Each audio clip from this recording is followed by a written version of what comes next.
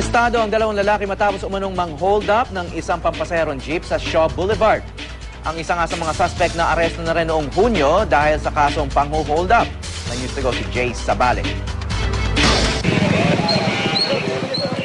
Inabutan namin hinahabol ng mga pulis ang mga hold-upper na bumiktima raw sa isang pampaserong jeep sa may Shaw Boulevard kaninang 1:30 na madaling araw.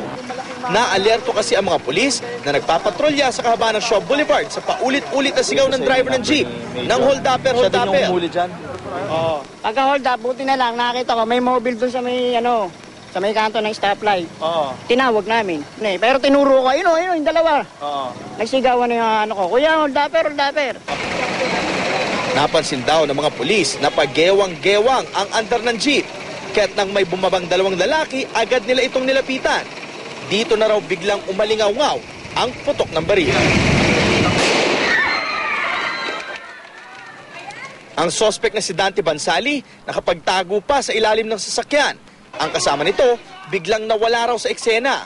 Sa kote agad si Bansali na saglit na ng laban at todo tanggi na sangkot siya sa pang-hold up. Diba't ikaw na naman? Hinuli ka na sa Makati eh. Sabi mo sa akin hindi ka hold-upper. Hindi naman po talaga eh. Pero booking pa rin. Ganito na naman tayo nagkita.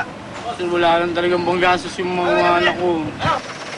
Nangangatog naman sa takot ang mga paserong biktima. Gamit? Yung gamit? Oo, yung gamit. Ayo. Oo, Ito. Opo, kuya, yun na po yung gamit po sa amin kanina. Di nagtagal, arestado rin ang isa pang sospek na si Patrick de la Cruz. Sa bubong daw. Makyat. Tapos na pansin na kasama niya na namukaan niya na hindi pala kasama nila. Nakuha ng mga pulis ang ice pick, kalibre 38 na baril, isang empty shell at mga bala sa crime scene.